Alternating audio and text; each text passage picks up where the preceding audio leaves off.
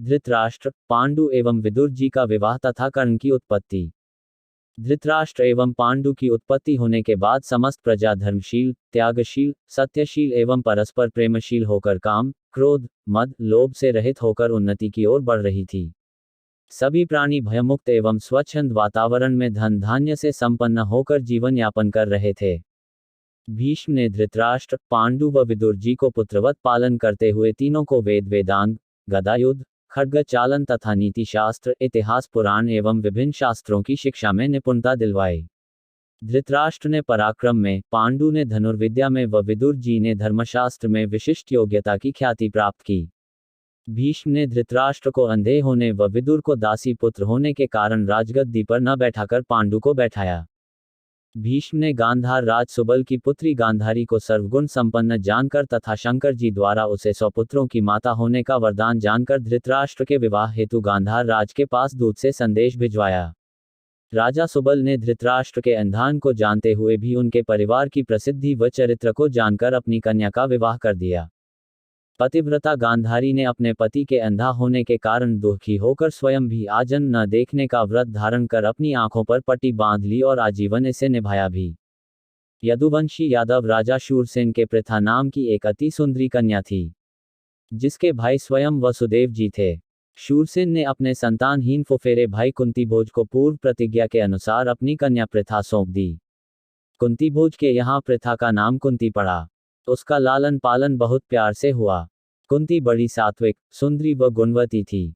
एक बार दुर्वासा ऋषि राजा कुंतीभोज के यहाँ आए और उन्हीं के यहाँ रहकर भिक्षा भोजन करने, बिना रोक टोक के कहीं आने जाने, शयन व बैठने में कोई बाधा न पहुँचने की दशा में रहने की इच्छा व्यक्त की। राजा बोले, हे द्विज श्रेष्ठ, आपकी इच्छानुसार ही आपकी सेवा होगी। आपकी सेवा का संपूर्ण भार मेरी पृथा नाम की यशस्विनी पुत्री पर होगा। परंतु हे ब्राह्मण, मेरी यह कन्या अभी बालिका है। यदि इससे कोई भूल हो जाए तो आप क्षमा करने की कृपा कीजिएगा। दुर्वासा जी बोले, ऐसा ही होगा। पिता की आज्ञानुसार पृथा दुर्वासा ऋषि की दिन रात बिना आलस्य व अभिमान के सेवा में जुट गई। ऋषि द्वारा कई प्रकार के पृथा के प्रति तिरस्कारात्मक भाव होने व समय कुसमय के आचार विचार के कारण उत्पन्न परेशानियों को सहते हुए भी पृथा खुशी दो ऋषि की सेवा करती रही। एक वर्ष पश्चात ऋषि पृथा पर प्रसन्न होकर उसे एक वशीकरण मंत्र देते हुए बोले, हे भद्रे, तुम इस मंत्र के द्वारा जिस देवता को चाहोगी अपने पास बुला सकोगी और अपनी मनोकामना पूर्ण कर सकोगी। ये कहकर ऋषि राजा से विदा लेकर अपने स्थान को चले गए।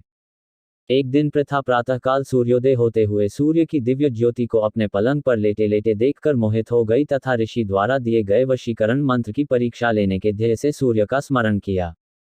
शीघ्र ही सूर्य अपना दिव्य मानवी रूप धारण कर पृथा के सम्मुख उपस्थित हो गए और बोले, हे देवी, मैं तुम्हारे वश में हूँ। तुम मुझे अपने साथ सहवास कराने के लिए आत्मसमर्पण करो। तुम्हें तुम्हारी इच्छा के अनुसार ही मेरे समान कवच कुंडल धारण किए हुए अद्वितीय पराक्रमी पुत्र उत्पन्न होगा। कुंती बोली, हे भगवान, आप मुझे क्षमा करें। मैंने आपको कौतूहल वश आह्वान किया था। अभी मैं कुंवारी हूँ। यदि आपने सहवास कर मुझे पुत्र दान दिया तो मैं समाज में आजन्म कलंकित हो जाऊंगी। ये कहकर रोने लगी।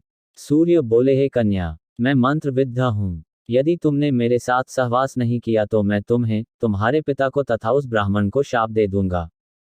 कुंती ने शाप के भय से सूर्य के साथ सहवास स्वीकार किया। सूर्यदेव उससे सहवास कर योग द्वारा उनके शरीर में प्रवेश कर उसके नाभि प्रदेश को स्पर्श करते हुए बोले, हे राजकन्ये, डरो नहीं। मेरे सहवास से तुम्हारा कौमार्य खंडित नहीं हुआ है। तुम समाज में कलंकित नहीं होवोगी। मुझसे उत्पन्न तुम्हारा पुत्र जन्मजात कवच और कुंडल से सुशोभित होगा। ये कवच और कुंडल ही उसकी हर विपत्ति में रक्षक होंगे। पुत्र दान कर सूर्य ने कुंती से विदा ली। कुछ समय बाद कुंवारी कुंती से दिव्य कवच कुंडल से शोभायमान सूर्य के समान तेजस्वी पुत्र उत्पन्न हुआ। लोक लज्जा के डर से भयभीत कुंती ने जन्म के तत्काल बाद ही उस बच्चे को एक सुंदर संदूक में रखकर एक दासी की सहायता से अश्व नदी में बहा दिया।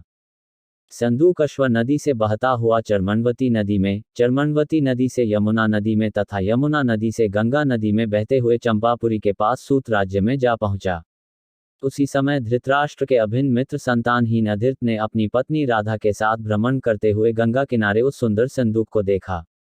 अधीर्त ने संदूक जल से निकालकर खोला। संदूक में दिव्य रूप वाला कवच कुंडल से युक्त नवजात शिशु को देखकर आश्चर्यचकित होते हुए प्रसन्नचित होकर पुत्र पिपासु अधीर्त ने राधा की गोद में शिशु को डाल दिया। राधा उस बालक को यत्नपूर्वक पालन करने लगी। यही बालक आगे चलकर कर्ण कहलाया। अधीर्त ने कर्ण की चातुर्यता को देखकर द्रोणाचार्य, कृपाचार्य व परशुराम से क्रमशः चारों प्रकार की अस्त्र शिक्षा पाने के लिए भेजा। अस्त्र विद्या में निपुण कर्ण महारथी कहलाने लगा तथा वह भी दुर्योधन के अति घनिष्ठ मित्र होने के कारण पांडवों का विरोध करने के सोच विचार में उधेड़ बुन करता रहता था। कुंती के विवाह योग्य होने पर कुंती भोज ने उसका स्वयंवर रचा। कुंती ने देवतुल्य पांडु के गले में जयमाला डाल दी। दोनों का विवाह हो गया। पांडु पत्नी सहित अपनी राजधानी हस्तिनापुर वापस आ गए। कुछ समय पश्चात भीष्म जी ने मध्य देश के राजा शल्य की बहन माद्री को लाकर पांडु का दूसरा विवाह कर दिया।